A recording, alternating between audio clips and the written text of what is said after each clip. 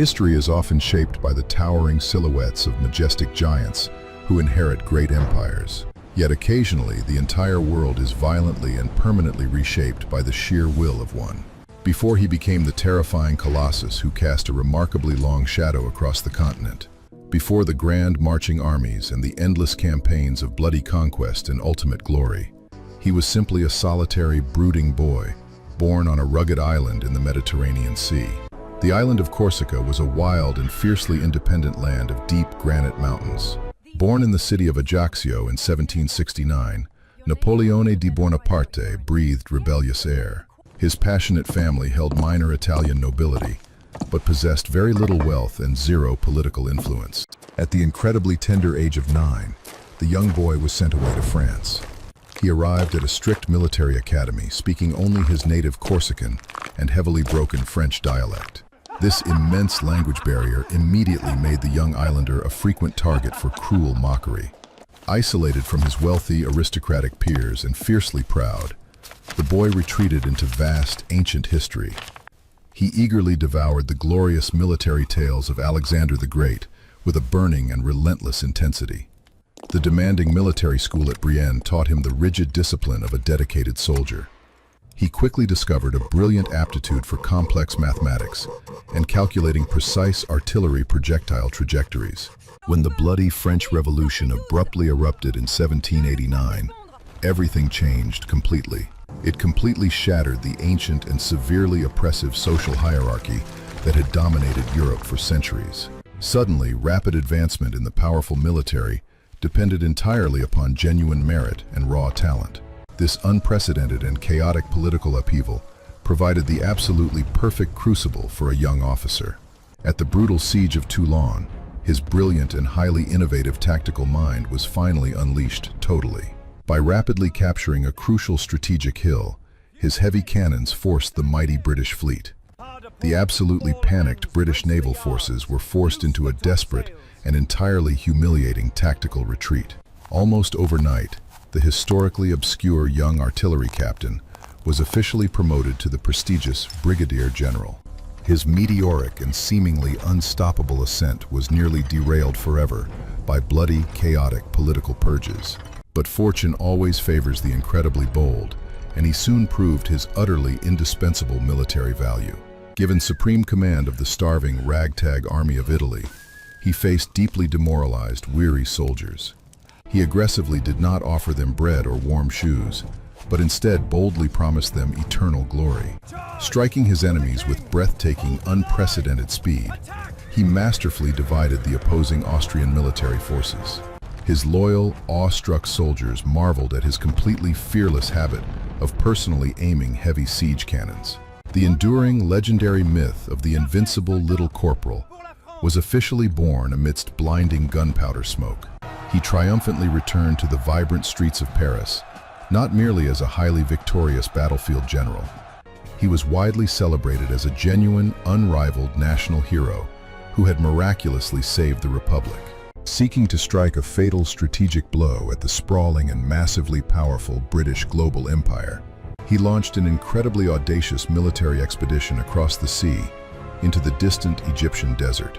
Beneath the towering ancient shadow of the Great Pyramids, he masterfully deployed his incredibly brave infantry. Even though the disastrous naval campaign ultimately ended in absolute ruin, his highly romanticized image grew massively. The battered nation of France was heavily bleeding from rampant political corruption and constant, exhausting warfare. The deeply fractured populace was desperately begging for a powerful and totally unifying national savior. In the chaotic year of 1799, he swiftly seized absolute control of the government. Serving as the powerful first consul, he worked relentlessly to completely rebuild the shattered, crumbling foundation. He efficiently established a central national bank and completely reformed the chaotic and deeply broken education system. He proudly authored the legendary Napoleonic Code, which provided a remarkably groundbreaking and highly organized framework. But his absolutely boundless and sweeping personal ambition could never realistically be satisfied by politics.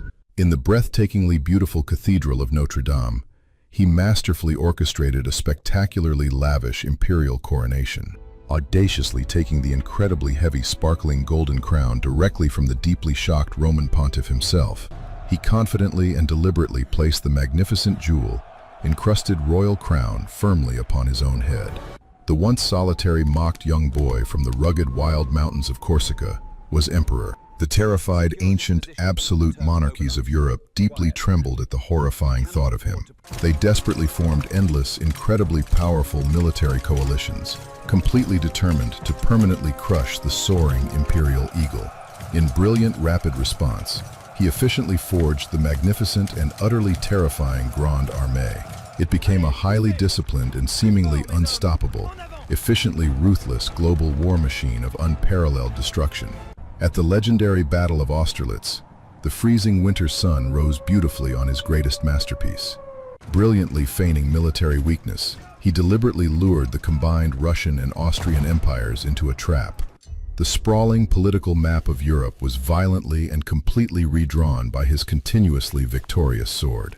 He confidently placed his loyal brothers and closest military allies directly onto newly conquered thrones. His relentless, all-consuming obsession with economically strangling the British Empire fatally blinded him to reality. The spectacularly brutal and endlessly bloody Peninsular War in Spain became a relentless and agonizing ulcer. Ruthless guerrilla fighters constantly ambushed his completely exhausted troops in the harsh mountains and immediately vanished away. But the ultimate, undeniably fatal turning point truly arrived when he arrogantly gazed eastward toward Russia. In the fateful summer of 1812, he boldly crossed the Niemen River with massive forces. Over 500,000 highly trained and utterly loyal soldiers marched confidently into the vast, freezing expanse. It was historically the absolute largest and most terrifyingly massive invasion force the known world saw. The highly strategic Russian army fiercely refused to offer a decisive, massive battle to the invaders. They cleverly chose instead to constantly retreat and mercilessly burn absolutely everything in their backward path. They successfully employed a devastating scorched earth policy, leaving literally nothing but rapidly smoldering black ashes. When he finally and exhaustedly reached the great city of Moscow, he found the ancient capital abandoned. Waiting for a formal royal surrender that tragically never came, he fatally delayed his deeply inevitable retreat. The incredibly punishing and entirely freezing Russian snow descended upon the completely starving and desperate army. It arrived with a terrifying and completely merciless, bone-chilling, and totally apocalyptic freezing fury. Thousands of totally frozen, starving soldiers collapsed along the endlessly icy, unpaved roads during the march. Only a heartbreakingly tiny fraction of the once glorious, magnificent army successfully survived that utterly horrific nightmare. Sensing his sudden, undeniable vulnerability, the massive allied nations of Europe finally united together against him. At the incredibly massive Battle of Leipzig, his newly conscripted, inexperienced forces were completely overwhelmed. Victorious enemy armies confidently crossed the heavily guarded borders of France and marched proudly into Paris. Compelled to immediately abdicate his deeply beloved imperial throne, the fallen, defeated emperor was permanently exiled. He was sent to the tiny, isolated Mediterranean island of Elba to live in quiet disgrace. He was mockingly allowed to keep a pathetically small personal guard, ruling over mere coastal fishermen. The endlessly restless, burning inner fire that had successfully conquered all of Europe could never be extinguished. After 10 deeply agonizing and utterly frustrating months, he incredibly slipped past the heavy naval patrols. When a heavily armed royalist regiment directly blocked his advancing path, he bravely stepped forward alone. He dramatically bared his open, vulnerable chest to the heavily armed muskets of his former soldiers.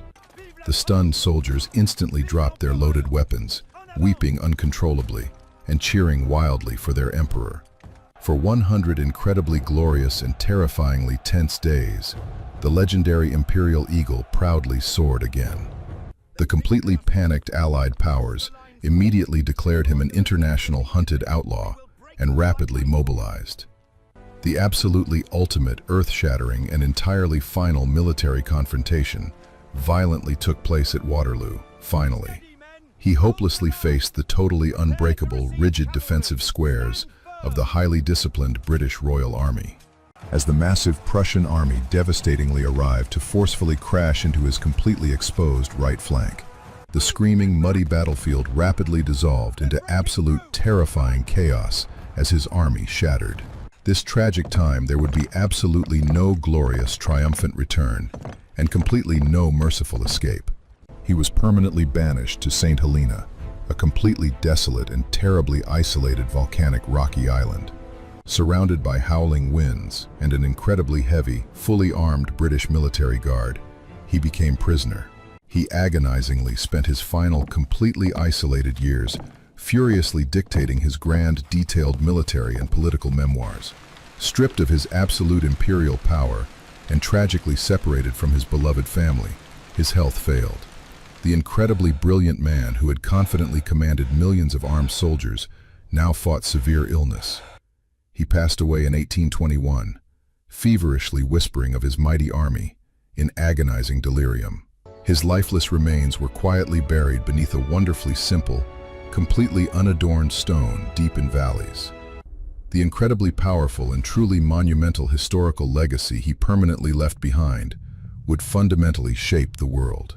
He aggressively destroyed the outdated feudal systems and brilliantly planted the highly revolutionary seeds of nationalism. His sweeping, detailed civil legal codes boldly continued to effectively govern millions of free democratic people. He was a ruthless, calculating military dictator who brutally spilled the blood of millions for glory. He was also a truly brilliant, unparalleled political visionary who proved that pure merit conquers privilege. The solitary, fierce Corsican boy who bravely dreamed of conquering ancient heroes ultimately became entirely immortal. Napoleon Bonaparte forever remains a completely eternal, complex historical testament to unstoppable willpower and sheer ambition.